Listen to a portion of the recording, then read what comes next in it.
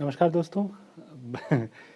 कुछ कनेक्टिविटी का प्रॉब्लम हो रहा है, बार बार डिस्कनेक्ट हो जा रहा है। मैं बात अपनी रख ही नहीं पा रहा हूँ, तो इसको कैसे करें कुछ समझ में नहीं आ रहा है। और इस बार मैं बगैर भूमिका के उस कहानी को रख दूंगा, और या फिर मैं डॉक्टर ऋषि शर्मा जी से बात करता हूँ कि क्या किया जाए। मुझे तो लग रहा है कि मैं लाइव हूँ इस समय, और मेरी आवाज़ आप तक पहुँच रही है या नहीं, इसका अंदाज़ा भी नहीं हो पा रहा है। तो अगर संकेत मिले। जी, समस्या है। हाँ, डॉक्टर ऋषि शर्मा जी आ गए हैं। नमस्कार। और समस्या ज़्यादा है, क्या करें? तो इस बार देख लेते हैं। मैं कहानी को रख देता हूँ, दोनों कहानियों को। अगर बीच में डिस्कनेक्ट होगा तो कैसे करें फिर? आज ही हो रहा है ये, ऐसी प्रॉब्लम नहीं तो ऐसी प्रॉब्लम होनी नहीं चाहिए थी। और जियो का नेटवर्क भी है और एयरटेल का नेटवर्क भी है, रिकॉर्ड करके। अच्छा, तो रिकॉर्ड करके कैसे रखा जाएगा इसमें? मैं देखता हूँ, मैं फिर पूरा इसको रखता हूँ एक बार। हम्म, जी, अब आप लाइव हैं? बिल्कुल मैं लाइव तो हूँ, लेकिन कट जा रहा है बीच में ना। तो खैर, तो मैं कहानियाँ लेकर तैयार हूँ। अगर आप कहें तो मैं कहानियाँ शुरू करता हूँ। जी, मैं दिख रहा हूँ। आप नीरू जी, आप भी दिख रही हैं मुझे, और आपका प्रणाम किया हुआ सिंबल भी मुझे दिख रहा है। 5 साथी आ गए हैं। पहले की तरह अगर 9 साथी हो जाएँ तो मैं शुरू करता हूँ। एक ज़रा सा मोह है कि ज़्यादा से ज़्यादा लोग सुन लें और मुझे बता पाएंगे कि कहानी कैसी। खैर, तो इससे पहले कि फिर डिस्कनेक्ट हो, अजय जी हमारे साथी हैं, हमारे अध्यापक साथी, वो भी आए हैं, तो उनको भी प्रणाम है। दरअसल हाँ, 17 मिनट हो गए हैं, 6 बजे लाइव होना था, लेकिन बार बार डिस्कनेक्ट होने की वजह से ये व्यवधान हो रहा है। त्रिलोकनाथ जी भी आ गए हैं, उनको भी प्रणाम है। और नेट का प्रॉब्लम आज ही हो रहा है, नहीं तो इतने सारे लाइव कार्यक्रम हुए, कभी नहीं हुआ। आज पहली बार मैं इस तरह की समस्या से रूबरू हूँ। ठीक है, संजीव जायसवाल, संजय जी नमस्कार एक बार पुनः। और मैं शुरू करता हूँ। कहानियों पर फिर बात कर लेंगे, पहले मैं कहानियाँ आपको सुना देता हूँ। तो जो पहली कहानी है, उस कहानी को मैं आपके सामने रख देता हूँ। कहानी है चलता पहाड़। चलता पहाड़। एक था ऊंट, सबसे बड़ा, 2 कूबड़ वाला। वो बहुत बड़ा था, शायद इसीलिए इतराता था, अलग थलग रहता था। एक दिन की बात है, जोर की आंधी आई, खूब मिट्टी उड़ी, पर वो ऊंट सोता ही रह गया। उसके चारों ओर मिट्टी जम गई, लेकिन उसके 2 कुबड़ बाहर थे। तभी कहीं से 2 कछुए वहां आ पहुंचे। वो ऊंट के दोनों कुबड़ों को पहाड़ समझ बैठे। कछुए कुबड़ों पर चढ़ने उतरने, चढ़ने उतरने लगे। उन्हें मजा जो आ रहा था। ऊंट को गुदगुदी हुई, उसकी नींद खुल गई। वह हिला डुला, उठा। कछुए झट से कूद पड़े, बोले, भागो, ये पहाड़ तो चल रहा है। ऊंट सोचने लगा, ये पहाड़ क्या होता है। एक दिन बहुत गर्मी थी। ऊंट पानी में जा बैठा, पर उसके 2 कुबड़ बाहर थे। 2 मेढक आए, वो कुबड़ को पहाड़ समझ बैठे। वे इधर उधर फुदकने लगे, पानी में छलांग लगाते, फिर कुबड़ पर आ जाते, छलांग लगाते, फिर कुबड़ पर आते। शाम हुई तो ऊंट उठा। मेढक झट से कूदे, बोले, भागो, पहाड़ तो चल रहा है। ऊंट हैरान, परेशान, सोचने लगा, ये सब मुझे देखकर पहाड़ पहाड़ क्यों बोल रहे हैं। अब मुझे पहाड़ से मिलना होगा। वह पहाड़ खोजने चल पड़ा। ऊंट ने जंगल पार किए, नदी पार की, मैदान पार किए। चलते चलते रात हो गई। दो कुबड़ वाला ऊंट थक कर सो गया। शाम हुई, शाम के बाद रात हुई, आसमान में काले बादल छा गए, खूब बर्फ गिरी।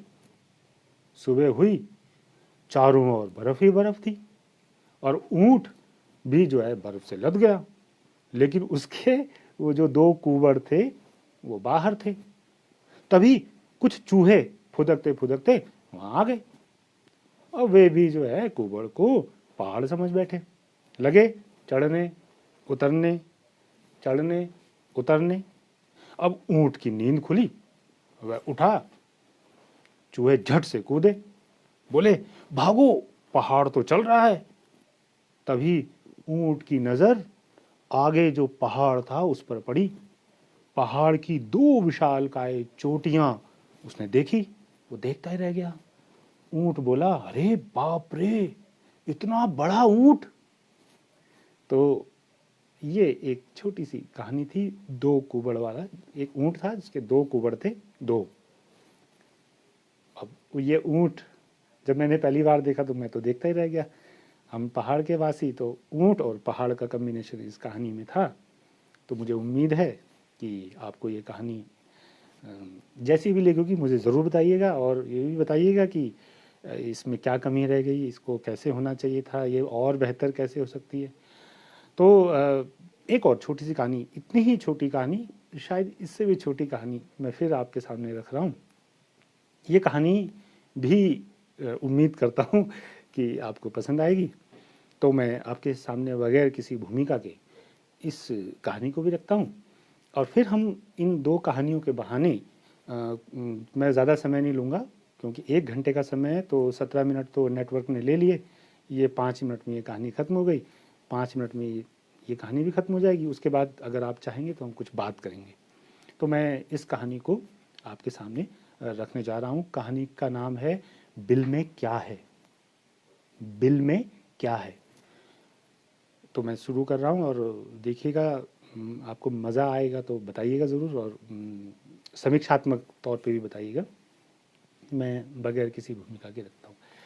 बिल में क्या है, ये मेरी कहानी है। इससे पहले वाली कहानी चलता पहाड़, वो भी मेरी कहानी थी, मैंने आपके सामने रखी। अब ये दूसरी कहानी मैं शुरू कर रहा हूँ।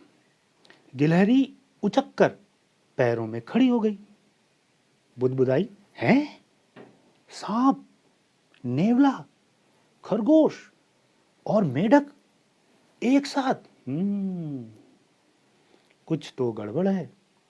गिलहरी दबे पांव चलना जानती थी। वो वहां जा पहुंची जहां सब थे। सब यानी वही जो अभी जिक्र किया जिनका।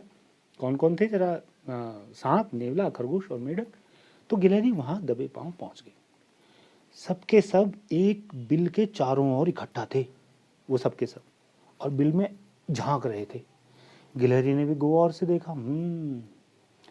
सोचा, लगता है बिल काफी बड़ा है और गहरा भी है। अचानक मेढक आगे बढ़ा, बोला, टर टर, मैं जाकर देखता हूं। और मेढक ने छलांग लगाई और बिल में जा घुसा। लेकिन यह क्या, वो दूसरे ही पल बाहर आ गया, हाँफता हुआ बोला, टर टर टर, कोई तो है, वो बिल में आग जलाए बैठा है।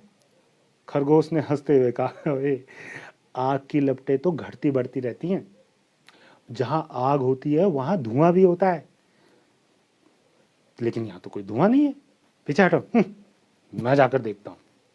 तो खरगोश ने यह कहा और वो बिल में जा घुसा। पर यह क्या, वो दूसरे ही क्षण लौट आया। उसकी लाल लाल आंखें सिकुड़ गई डर के मारे। खरगोश घबराते हुए बोला, कोई तो है, उसने सूरज के बच्चे को पकड़ा हुआ है। गिलहरी भला क्यों चुप रहती, वह हंसते हुए कहने लगी, सूरज का बच्चा, सूरज का बच्चा, अरे मूर्ख, सूरज तो आग का गोला है, वो अकेला है, उसका कोई बच्चा बच्चा नहीं है, चल पीछे हट, मैं जाकर देखती हूँ। यह कहकर जो गिलहरी थी वो भी बिल में जा घुसी। परंतु यह क्या, वो भी उल्टे पांव लौट आई। उसकी जो झाड़ू जैसी पूंछ थी वो हवा में कांप रही थी डर के मारे। गिलहरी बोली, वो उस बिल के नीचे वहां नागमणि है और सांप की नागमणि है वो, मुझे तो लगता है वहां महानाग है। सांप हंसने लगा तभी नेवला आगे बढ़ा, कहने लगा यह बात गलत है, कोई भी सांप मणि नहीं रखता, और हाँ मणि वणि कुछ नहीं होती, चल पीछे हट, मैं जाकर देखता हूं। नेवला पलक झपकते ही बिल में जा घुसा, लेकिन वो तूफान की तरह बाहर आ गया। Kit kit kit kit kit kit, उसके दांत बज रहे थे डर के मारे। वो बोला, कोई तो है, वो एक आंख वाला है, इतनी चमकीली आंख तो मैंने कभी नहीं देखी। चूहा आगे आ गया चूहा।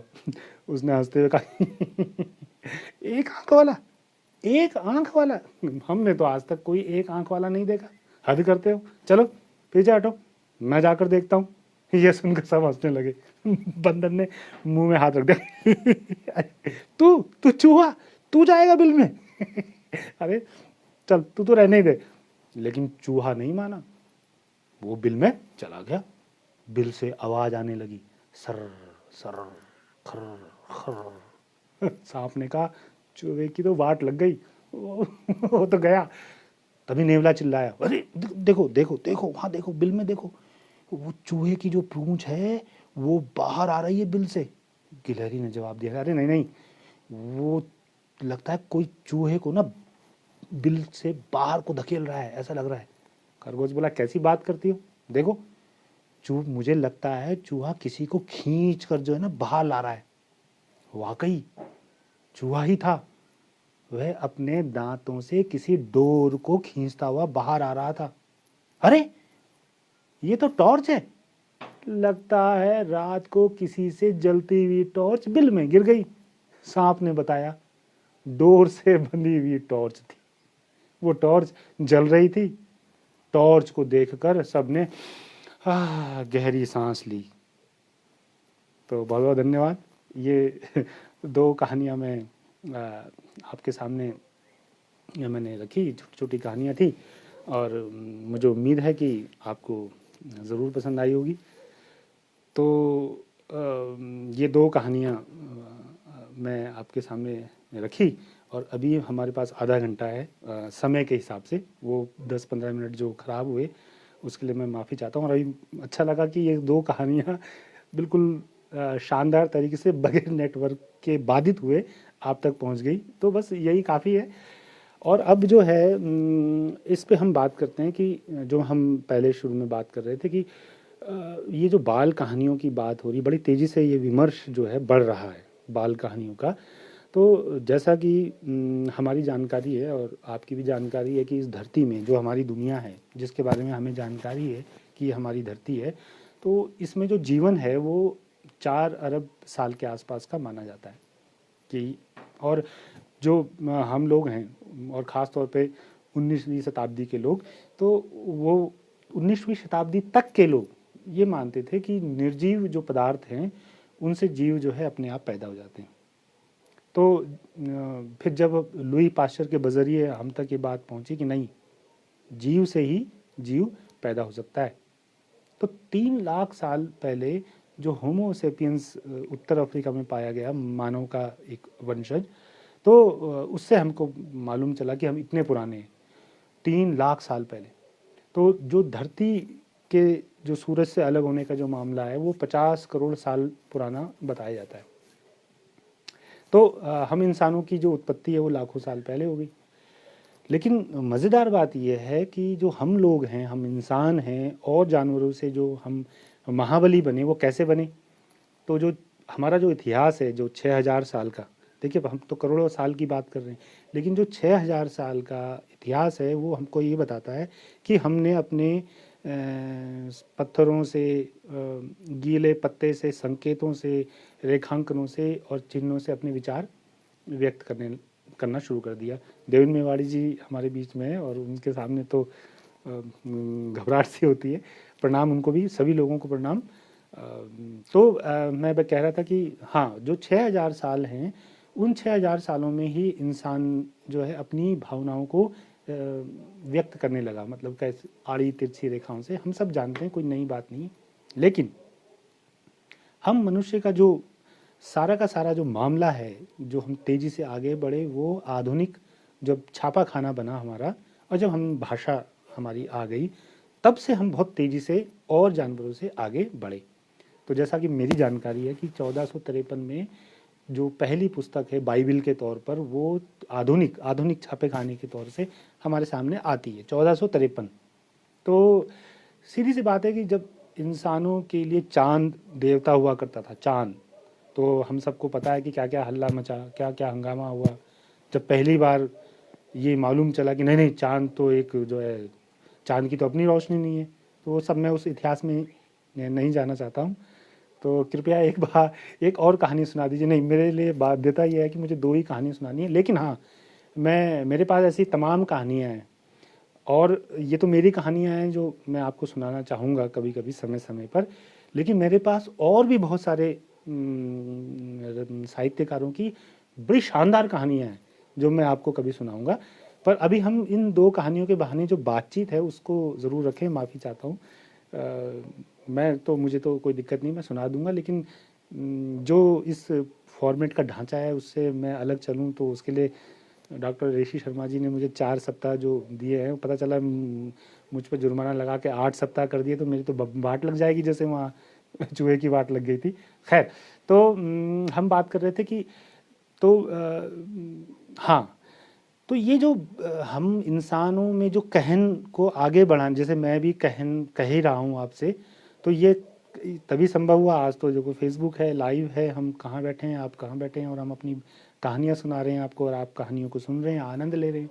लेकिन 6000 साल पहले के मनुष्य की बात अगर हम सोचें, तो वो कैसे अपनी भावनाओं को व्यक्त करता था, तो वो एक अलग विषय है, हम उस पर नहीं जाएंगे। बस इतना सा है कि हाँ, जब से मनुष्य ने खेती करना शुरू किया, जब से उसके पास भाषा आई, जब से वो ताम्र पत्रों पर, ताड़ पत्रों पर लिखने लगा, तो वहीं से जो श्रुति सुनने की जो परंपरा है, वाचिक जो परंपरा है, पीढ़ी दर पीढ़ी जो सुनने की जो परंपरा है, वो आगे चलती गई। और हमारे जो बुजुर्ग हैं, हमारे बुजुर्गों का जो अनुभव है, वो ऐसे ही पीढ़ी दर पीढ़ी हम तक पहुंचा। और मनुष्य खाना बदोश था, यात्राएं करता था, सामान इधर उधर से खरीदता था। खरीदता क्या था, मतलब विचार, वो वस्तु विनिमय करता था। तो ऐसे भी हमारे अनुभव, हमारे तजुर्बे आगे बढ़े। तो खैर, मैं यहाँ से कहानी पर आ रहा हूँ कि ये सारी की सारी बातें हमको समृद्ध करती है जब हम वाचिक परंपरा में थे। फिर जब हमारे पास लेखन परंपरा आ गई, छापा खाना आ गया, तो फिर तो जो भी हमारे पूर्वज थे, जो भी हमारे पुरखे थे, उनका जो अनुभव था, जो उन्होंने करके सीखा, देख के सीखा, समझ के सीखा, वो पीढ़ी दर पीढ़ी और ज़्यादा समृद्ध होता चला गया। ये एक और बात है कि जो हमारे जानकार लोग हैं, हमारे से बड़े जो लोग हैं, उनका मानना ये है कि ये एक अलग बात है कि हम ग्रंथों में, प्राचीन जो धार्मिक ग्रंथ हैं, उनमें बाल साहित्य ढूंढ लेते हैं। लेकिन जो बहुत ज़्यादा बाल साहित्य के अध्येता हैं, वो ये मानते हैं कि ऐसा नहीं है। बच्चों के बारे में पूरी दुनिया में बहुत पहले से नहीं सोचा गया। और अगर हम अपने हिंदुस्तान की बात करें, तो हमारे यहाँ तो जब आज़ाद हुआ मुल्क, तब कुछ और सोचा जा रहा था, और 12 से 14% हम लोग पढ़े लिखे थे, तो बच्चों की तो बात ही बहुत दूर की बात है।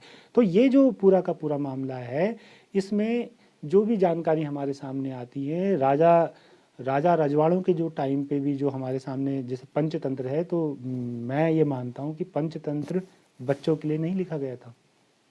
पंचतंत्र राजा के बेटों की शिक्षा दीक्षा के लिए, जो विष्णु शर्मा जी हैं, उन्होंने उनको फोकस करते हैं, उनको राजनीतिज्ञ बनाने के लिए, उनको राजकाज के जो राजकाज होता है उसमें वो पारंगत हो सके, उसके हिसाब से वो कहानियाँ बुनी थी। हाँ, ये अलग बात है कि हम उसमें बाल साहित्य ढूंढ लेते हैं, और हमारी एक पूरी की पूरी लंबी परंपरा है जो उस पंचतंत्र को आगे बढ़ा रही है। उस पर हम फिर कभी बात करेंगे। तो वो भी जो पंचतंत्र है, मैं उसे बाल साहित्य नहीं मानता। उसका साफ दृष्टिकोण था, और अगर हम उसको गहरे से देखें तो वो बाल साहित्य नहीं है। हाँ, ऐसा। और हाँ, पुराने समय में जो भी लोक कथाएं थी, जो लोक में प्रचलित मान्यताएं थी, कहानियां थी, वो सबके लिए थी। और यही कारण है कि उनको हम सबको सुनाते थे। लेकिन जो बाल साहित्य की बात आ रही है, उसके लिए तो पूरी दुनिया में बच्चों के लिए अलग से जो सोचने की जानकारी मिलती है, कि बच्चों के लिए अलग से जो सोचा गया हो, वो 19वीं शताब्दी में ही मिलता है पूरी दुनिया में। इसका मतलब ये हुआ कि बाल साहित्य बहुत ज़्यादा पुराना नहीं है। चाहे वो ग्रीम बंधुओं की कहानियाँ उठा लीजिए आप, एलिस इन वंडरलैंड उठा लीजिए, अरविंद नाइट्स उठा लीजिए, पंचतंत्र को भी चलिए आप उठा लीजिए, तो इस पर भी हम बात कर सकते हैं कभी, तो विषयांतर ना हो तो। लेकिन जो मेरा अपना बाल साहित्य का सीमित सी जानकारी जो है मेरी, मैं उसको आपके सामने रखना चाह रहा हूँ। और मैं ये भी आपके साथ साथ इन कहानियों के माध्यम से मैं ये भी कहना चाहता हूँ कि हम मुंशी प्रेमचंद जी को बहुत मानते हैं, हम भारत के लोग। और हम भारत के लोग क्यों, पूरी दुनिया के लोग मुंशी प्रेमचंद को बहुत मानते हैं। मुंशी प्रेमचंद जी ने 84 साल पहले, 84 ईयर्स पहले, 1936 में एक सेमिनार में, जो जनवादी लेखक संघ का जो सेमिनार था, वहाँ पर अध्यक्षीय भाषण दिया। उन्होंने अपने विचार व्यक्त किए। मैं 84 साल पहले की बात कर रहा हूँ, लिखित दस्तावेज है। उस पे वो क्या कहते हैं मैं आपके सामने पढ़ के सुनाता हूँ, बिल्कुल हूबहू वही जो उन्होंने वहाँ पे कहा था। हम इससे भी दृष्टि पा सकते हैं कि हम लोग कहाँ पर हैं, हमें कहाँ पर होना चाहिए, और हम कहाँ से हमने यात्रा शुरू की। 84 साल पहले मुंशी प्रेमचंद जी ने कहा कि भाषा साधन है, साध्य नहीं। अब हमारी भाषा ने वह रूप प्राप्त कर लिया है कि हम भाषा से आगे बढ़कर भाव की ओर ध्यान दें। देखिए, जहाँ मैंने बात करी मनुष्य महाबली बनने की, संकेतों से मनुष्य की यात्रा, होमो सेपियंस से लेकर वो कहाँ तक आया।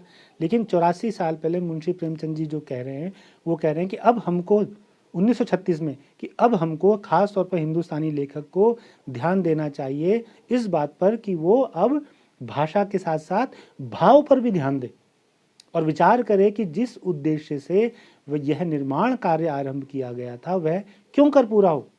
वही भाषा जिसमें आरंभ में बागो बहार, बेताल पचीसी की रचना की गई है, वो बड़ी साहित्य सेवा थी, उस समय की थी जब वो कह रहे हैं। और वो ये भी याद दिला रहे हैं कि जब बेताल पचीसी की रचना की गई थी, उस समय वो बड़ी साहित्य सेवा थी। अब वो इस योग्य हो गई है 1936 में। हम लेखक, हम तो 2020 में, 1936 में मुंशी प्रेमचंद जी कह रहे हैं कि अब हम इस योग्य हो गए, हमारी साहित्य सेवा इस योग्य हो गई है कि उसमें हम शास्त्र और विज्ञान की विवेचना करें। बताइए, इतनी बड़ी बात उन्होंने वहां पर कही 1936 में। और वो फिर उसके अंत में, जो पूरा एक उनका व्याख्यान है, उसके अंत में वो कहते हैं कि जब तक साहित्य का काम केवल मन बहलाव का सामान जुटाना है। देखिए, हम में से बहुत सारे साथी कहते हैं, अरे हम तो अपने मने, मतलब क्या, मजे के लिए लिखते हैं, स्वांत है सुखाए लिखते हैं, नहीं, अपने आनंद के लिए लिखते हैं। अब किसी को पसंद आए ना आए कोई बात नहीं, मैं तो बहुत अच्छा, मैं मनोहर चमोली तो बहुत अच्छा लिखता हूँ। लेकिन देखिए, मुंशी प्रेमचंद जी ने 1936 में क्या कहा। उन्होंने कहा अपने अध्यक्षीय भाषण के समापन में कि जब तक साहित्य का काम केवल मन बहलाव का सामान जुटाना, केवल लोरियां गा गा कर सुलाना, केवल आंसू बहाकर जी हल्का करना था, तब तक उसके लिए कर्म की आवश्यकता न थी। जब थी तो थी। उन्होंने ये उदाहरण दिया कि जब ऐसा था हमारा साहित्य तो था, कोई बात नहीं, वो भी बहुत अच्छा था उस समय के समय में, देश काल और परिस्थिति के हिसाब से। वह एक दीवाना था जिसका गम दूसरे खाते थे, यानी जो लिखने वाला था वो दीवाना था, स्वांत सुखाए वाला, और उसको पढ़ पढ़ के अरे वे सब। लेकिन मगर हम साहित्य को केवल मनोरंजन और विलासिता की वस्तु नहीं समझते। मुंशी प्रेमचंद जी ने कहा, मैं नहीं कह रहा हूं, उन्होंने कहा हमारी कसौटी पर वही साहित्य खरा उतरेगा जिसमें उच्च चिंतन हो, स्वाधीनता का भाव हो, क्योंकि 1936 में कह रहे थे देश आजाद नहीं हुआ था, सौंदर्य का सार हो, सृजन की आत्मा हो, जीवन की सच्चाइयों का प्रकाश हो, जीवन की सच्चाइयों का प्रकाश हो, जो हम में गति और बेचैनी पैदा करे, सुलाए नहीं, मतलब सो के कहानी सुना सुना के आपको नींद आ जाए, तो ऐसा ना हो। बल्कि क्योंकि अब और ज्यादा सोना मृत्यु का लक्षण है, 1936 में मुंशी प्रेमचंद जी कह रहे हैं। तो मैं ये दो बातें, यानी उनका ये जो संबोधन था उसको यहाँ पे जानबूझ के मैंने इसलिए रखा कि आज हम 2020 में हैं।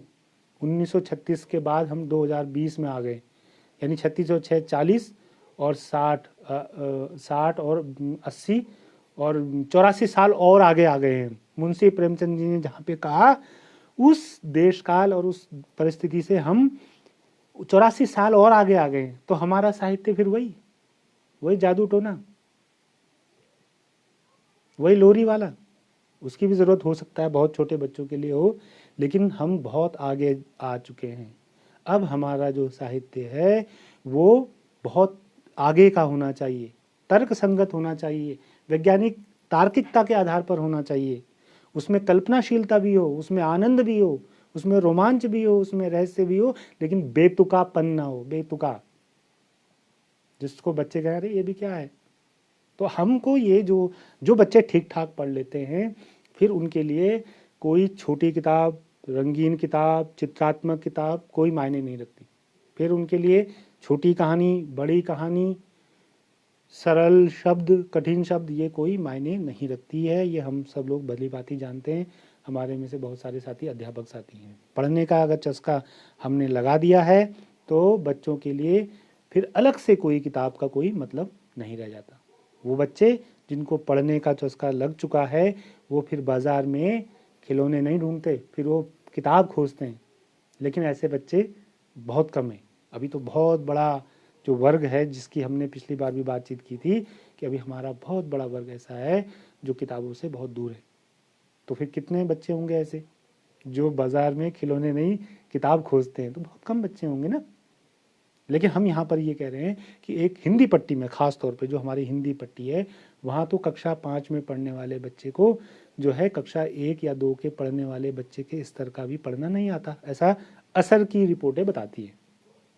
तो हमारी जिम्मेदारी है, हम शिक्षकों की जिम्मेदारी है, हम बाल साहित्यकारों की जिम्मेदारी है कि हम ऐसी कहानियाँ लिखें जो बच्चों के मन को भाएं, जो उनकी कल्पनाशीलता को बढ़ाएं, जो उनके भावों को चिंतन के लिए मजबूर कर दें, जो उनमें जिज्ञासाएं जगाए, जो उनमें कौतूहल जगाए, जो उन्हें संवेदनशील बनाए। बहुत संवेदना का जो मामला है, संवेदनशील होने का जो मामला है, वो बहुत बड़ा मामला है।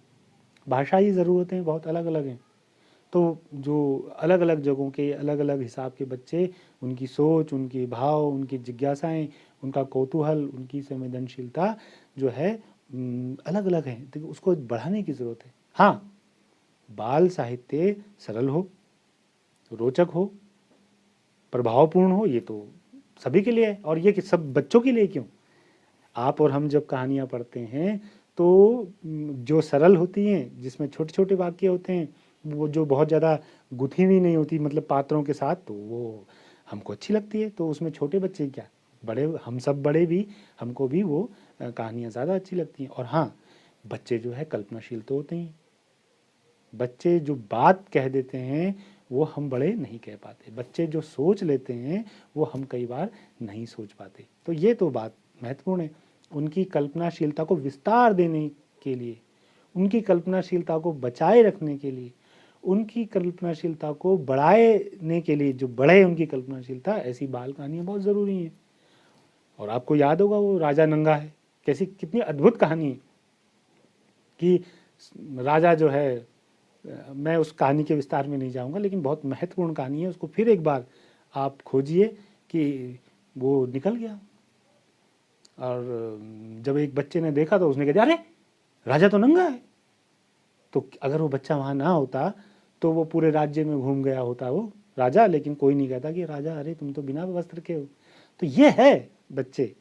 तो हाँ, ऐसी कहानियाँ भी बहुत ज़रूरी हैं जो बच्चों को बंधनों से मुक्त करे। अब आप कहेंगे कि बच्चों को बंधनों,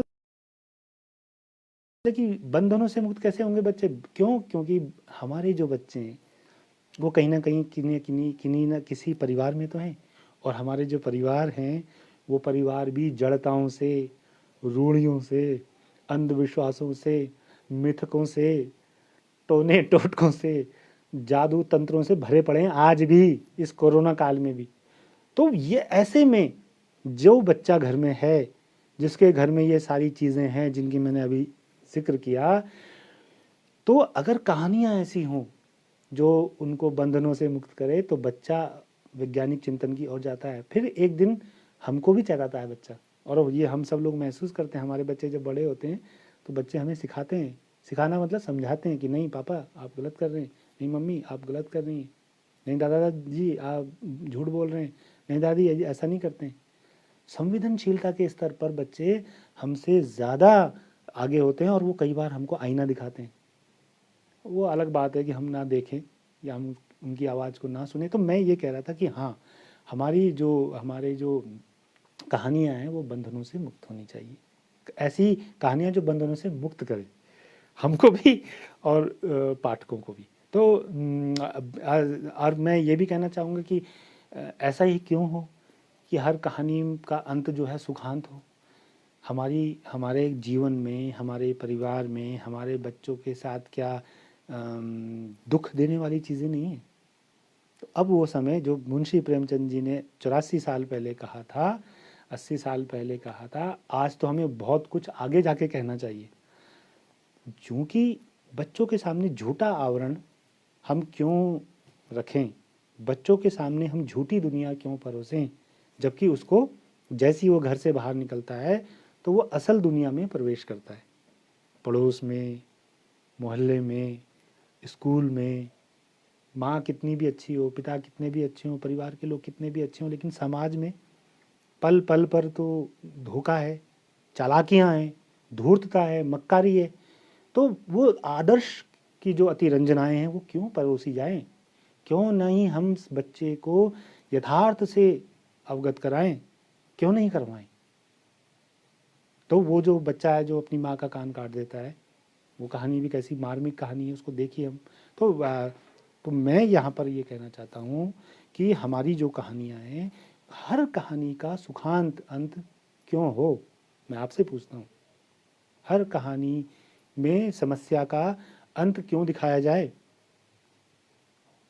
बहुत इन पर भी हम कभी बात करेंगे कि आखिर कहानी के मकसद क्या है।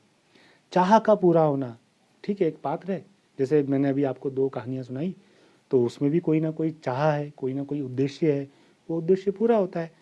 लेकिन मैं ये भी कह रहा हूँ कि ऐसा ज़रूरी ना हो कि हम हर कहानी का सुखद अंत दिखाएं।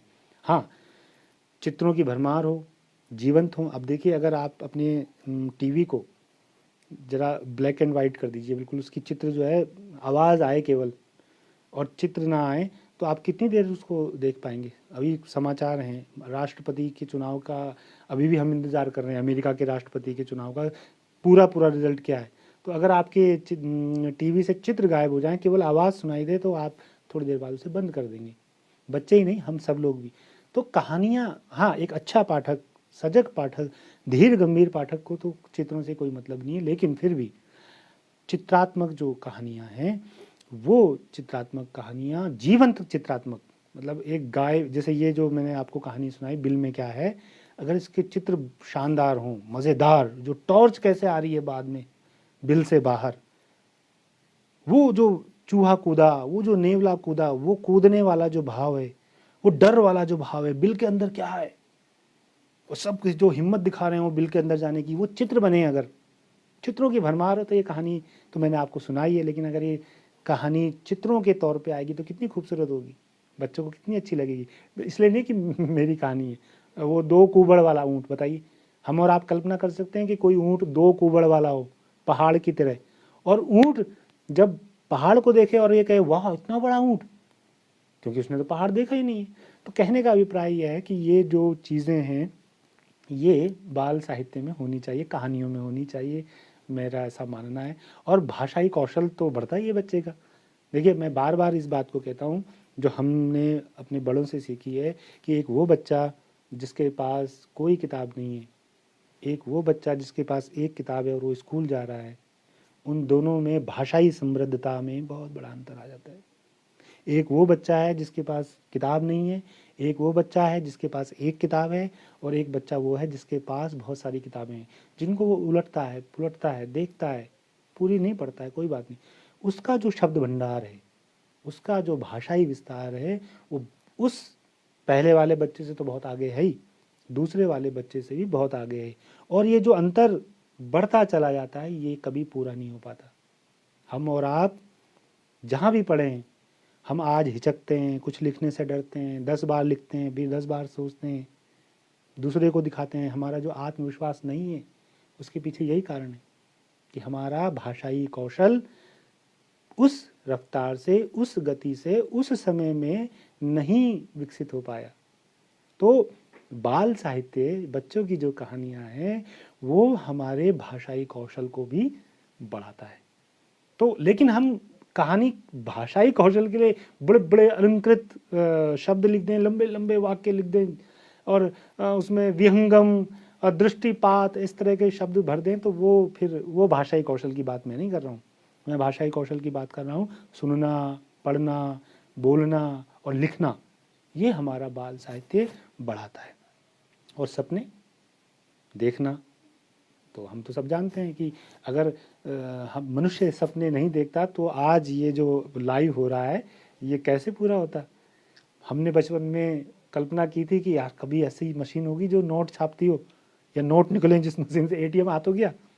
ऐसा हमने भी कभी सोचा था कि यार ऐसा हो सकता है कि आमने सामने लोग दिखें फ़ोन पर, मोबाइल तो दूर की बात है, फ़ोन पर।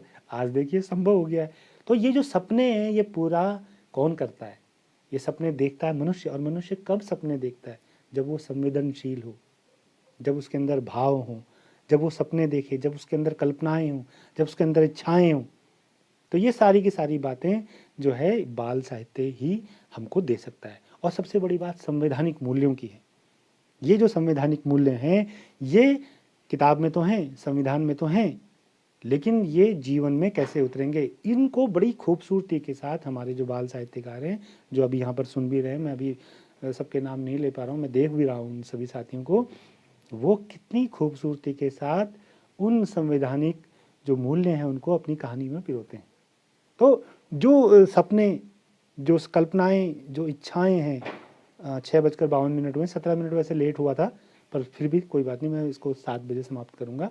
तो अब देखिए कि बात क्या है। बात ये भी है कि जो हमारे वो हैं, हमारे बीच में जो घृणा है, हमारे बीच में जो नफ़रत है, हमारे बीच में जो गुस्सा है, हमारे बीच में जो अपराध है, हमारे बीच में जो बुराइयां हैं, इनसे इतर प्रेम भी तो है, भाईचारा भी तो है, स्वस्थ माहौल भी तो है, एक दूसरे की मदद करना भी तो है। तो ये जो बाल साहित्य है ये कहानियों के माध्यम से ये जो घृणा है, नफरत है, गुस्सा है, अपराध है, बुराइयां हैं, इनसे हटके सुंदर सी कहानियां भी तो लिख सकता है, लिखता है, लिखते हैं हमारे साथी, ये सब साथी। तो ये जो स्वस्थ माहौल देने की बात है ये केवल लच्छेदार भाषणों से, लच्छेदार बातों से नहीं होता है। और ये जो कहानियों की परंपराएं हैं, हमारे बहुत सारे साथी कह रहे हैं अब कोई कहानी नहीं सुनता, अब कोई कहानी नहीं पढ़ता। ऐसा नहीं है, ऐसा है, अभी भी है। लोग कहानियाँ पढ़ना चाहते हैं, लोग कहानियाँ सुनना चाहते हैं, लोग कहानियाँ सुनाना चाहते हैं। अब वो अलग बात है कि उनको मंच, जैसा ये मंच है, ऐसे मंच मिलेंगे तो ये चीज़ें भी बढ़ेंगी। तो उन बच्चों के बारे में भी सोचना है। देखिए हमारा जो बाल साहित्य है वो केवल कस्बाई साहित्य ना हो, महानगरों का साहित्य ना हो, स्कूल में पढ़ने वाले बच्चों के लिए ना हो।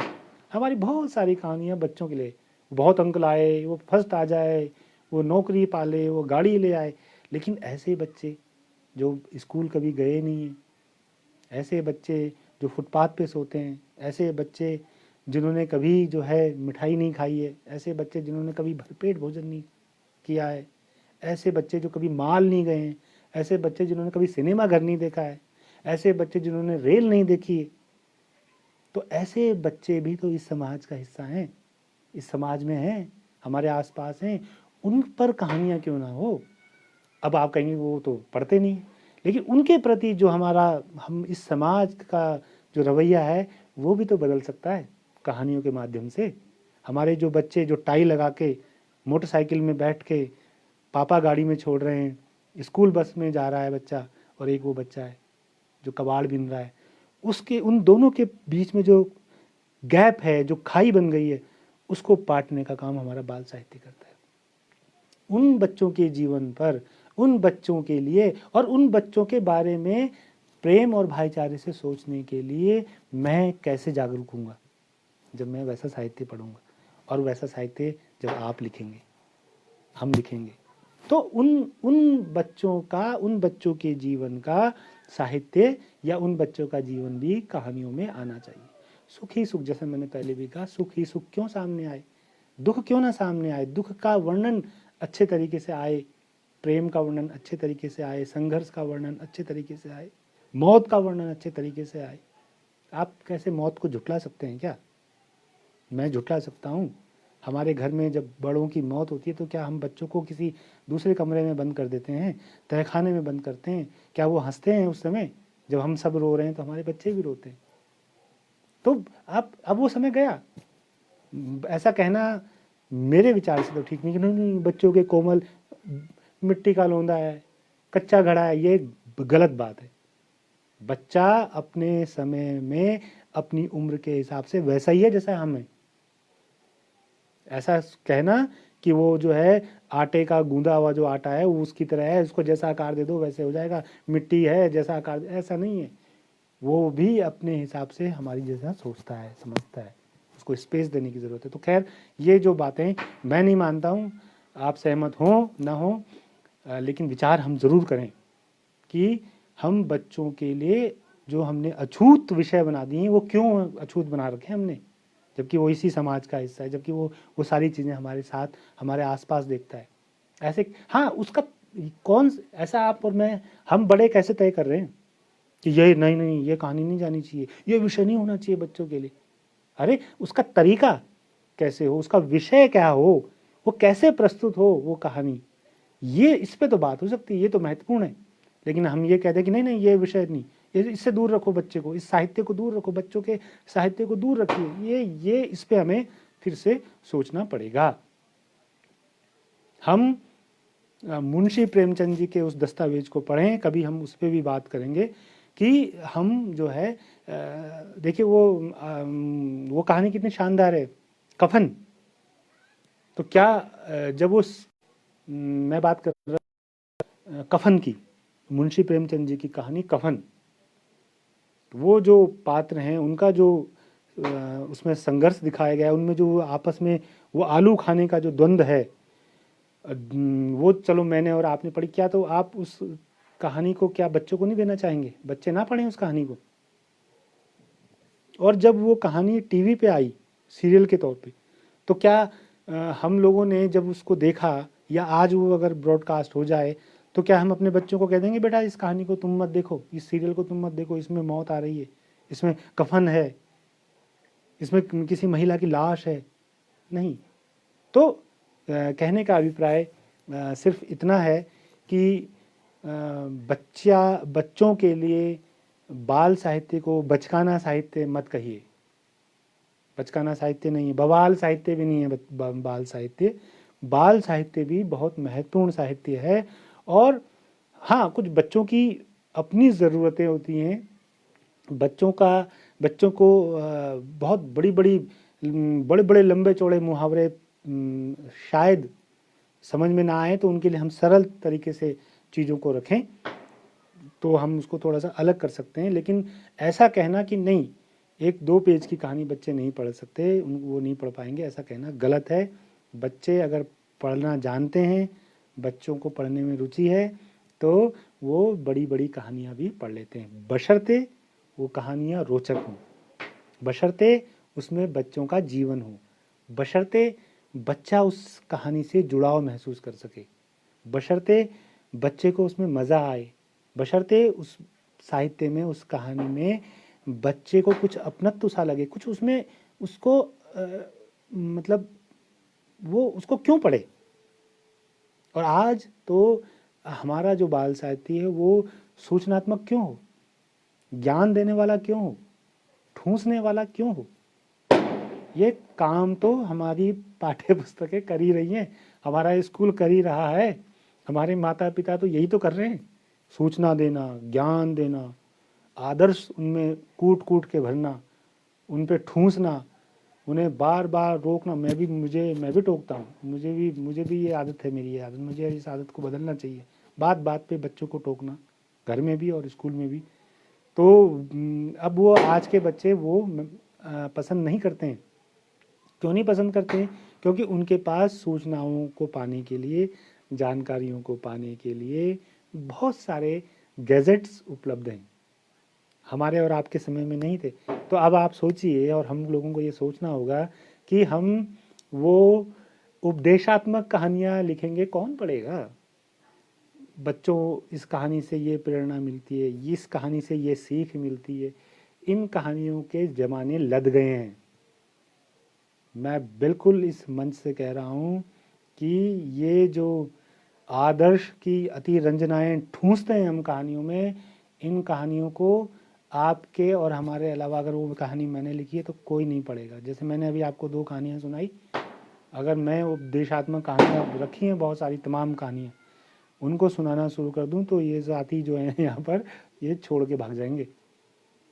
उपदेशात्मक नीति वचन से अगर ऐसा कुछ होता, सदा सत्य बोलो, सदा सत्य बोलो, सदा सत्य बोलो, सच बोलना, झूठ बोलना पाप है, झूठ बोलना पाप है, घड़े के नीचे सांप है, बोल बोल के, सुन सुन के, रट रट के क्या झूठ इस दुनिया से निकल गया। हाँ, अगर झूठ बोलने से क्या असर पड़ता है, ऐसी कोई शानदार कहानी आ जाए जो ये स्थापित ना भी करे नीचे अंत में, तो उसको पाठक महसूस करेगा। आज तो पटाखे भी फूटने लगे हैं। खैर, तो 7 बज गए हैं। मैं माफ़ी चाहता हूँ कि आज कनेक्टिविटी बहुत गड़बड़ हुई और सूचनात्मक बाल साहित्य की सार्थकता मुझे भी समझ में नहीं आती। अलका जी, बिल्कुल आपको प्रणाम है। मैं डर रहा था कि बहुत सारे साथी असहमत होंगे मेरी बात से। आपकी ये टिप्पणी देखकर मुझे बल मिला और हम लोग आपसे बहुत कुछ सीखते हैं। अभी मैं ये भी निवेदन करना चाहता हूँ, मैं एक अध्यापक हूँ और मेरा जो अध्यापन कार्य है, उस अध्यापन कार्य में भी मुझे अभी और सीखना है, मुझे अभी और समझना है। मुझे भी अभी एक बेहतर कहानी लिखने की प्रतीक्षा है। मैं भी एक बेहतर कहानी लिख पाऊँ, बेहतरीन तो बहुत बात की बात है, अभी मैं भी सीख रहा हूँ। तो इसलिए मैंने जो भी बात यहाँ पर रखी है, वो मेरा निजी और अपने इस दायरे में सीखने और समझने और सोचने का अनुभव है। मैंने वही आपके सामने साझा किया। ज़रूरी नहीं है कि आप सब लोग उससे सहमत हों। हम तो उत्तराखंड में सुदूर, जो हमारी देहरादून अस्थाई राजधानी है, उससे भी 170 किलोमीटर की दूरी पर मैं रहता हूँ। पहाड़ पे हम रहते हैं।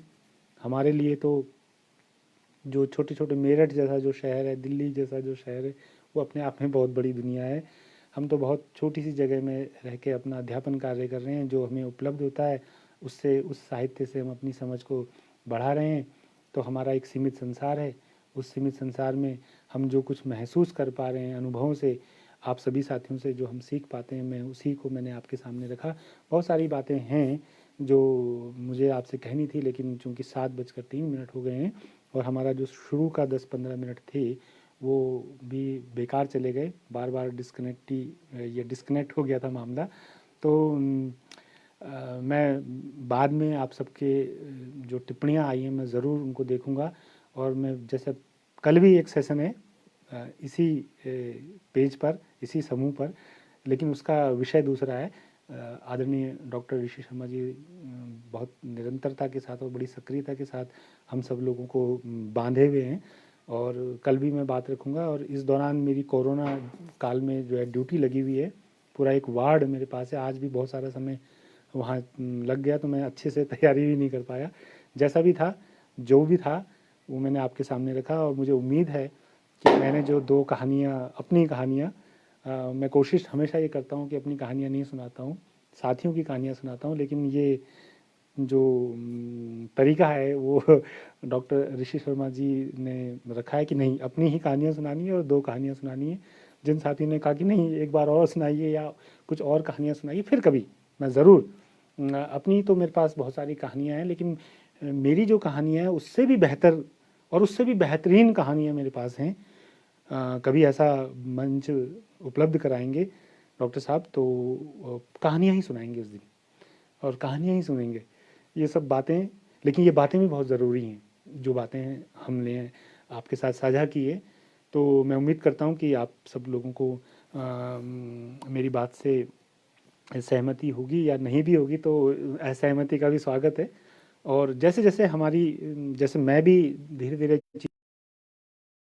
तो मेरी भी धारणाएं बदलती हैं, मेरी जो अपनी मान्यताएं हैं वो भी मैं बदलता हूँ, मुझे बदलनी भी चाहिए। तो बस इतनी सी बात है। और बाल साहित्य, हमारा जो बाल साहित्य है, हिंदी बाल साहित्य, वो इतना ज़्यादा समृद्ध नहीं है, लेकिन हमारे देश में मराठी जो साहित्य है, दक्षिण भारत का जो साहित्य है वो बड़ा समृद्ध है, और दुनिया का जो साहित्य है वो हमसे बहुत ज़्यादा आगे बढ़ा हुआ है। अंग्रेजी का जो साहित्य है वो हम भी बहुत आगे बढ़ चुका है। हम, ऐसा भी नहीं है कि हमारा बाल साहित्य बिल्कुल लुंज पुंज है, ऐसा नहीं है, लेकिन हमारे यहाँ पाठक वर्ग बहुत बड़ा है। और हमारे जो बाल साहित्य का जो पाठक वर्ग है उसमें तो जो उम्र के जो पायदान हैं, उसमें तो इतनी वैरायटी है, इतनी विसंगतियां हैं कि हमको बहुत सारा चाहिए, बहुत सारा तमाम विविधताओं से भरा हुआ बाल साहित्य चाहिए। तो ये जो बाल साहित्य है, हिंदी का बाल साहित्य, इसका जो क्षेत्र है, इसमें बहुत सारे साथियों को आने की ज़रूरत है। और जो नए साथी हैं, युवा साथी हैं, उनके पास नए समय की, नए समाज की सोच होती है, वो उसको साहित्य में लाते हैं तो हमारा साहित्य समृद्ध होता है। तो मैं आप सभी से निवेदन करूंगा कि बाल साहित्य में आइए और बाल कहानियाँ लिखिए, बाल कविताएं लिखिए, लेकिन वो उपदेशात्मक, वो नीति वचनों से भरी हुई, वो सीख से भरी हुई, ये कर लो, वो कर लो, आदर्श राम बन जाओ, सिपाही बन जाओ, ये बच्चा नहीं, इसको पसंद नहीं करता है। और गांधी जी कोई नहीं बन सकता, मैं ही बनूंगा, आप ही बनेंगे। सरदार भगत सिंह की जगह कोई नहीं ले सकता, सरदार भगत सिंह जी से आगे कोई बच्चा जाएगा। हर बच्चा अपने आप में विशेष है, महत्वपूर्ण है, अलग है। उसको हम क्यों किसी की कॉपी बनवाना चाहते हैं, इतना आग्रह क्यों? सत्यवादी हरिश्चंद्र एक ही थे, दूसरा सत्यवादी हरिश्चंद्र नहीं होगा, सत्यवादी हरिश्चंद्र से महान कोई और होगा। तो ये सारी चीज़ें हैं, ये इस पर भी हमको बात करनी चाहिए। मेरे तरफ से ये मंतव्य नहीं है किसी की भावनाओं को ठेस पहुंचाने का। हम तो चाहते हैं कि हम समग्रता में चीज़ों को महसूस करें, समझें, आगे बढ़ें, और खुद को भी बदलें, और अपने साहित्य को भी बदलें, अपने समाज को भी बदलें, और अपने बच्चों को भी बदलें। बच्चों के लिए भी बहुत उनको उनके हिसाब से चुनने दें, उनको उनके हिसाब से चुनने का अवसर भी दें। तो 8 मिनट मैंने ज़्यादा ले लिए, बहुत बहुत धन्यवाद। इस समूह का भी धन्यवाद। बार बार कनेक्टिविटी, 4 बार कनेक्टिविटी जो है डिस्कनेक्ट हुई, आप फिर बार बार जुड़े, मुझे ये बहुत अच्छा लगा। बहुत बहुत शुक्रिया, बहुत बहुत धन्यवाद। मैं आपकी टिप्पणियाँ ज़रूर पढ़ूंगा, मुझे भी मेरी दोनों कहानियों पर भी आपके सुझाव चाहिए ताकि मैं और बेहतर लिख सकूं। शुक्रिया, धन्यवाद।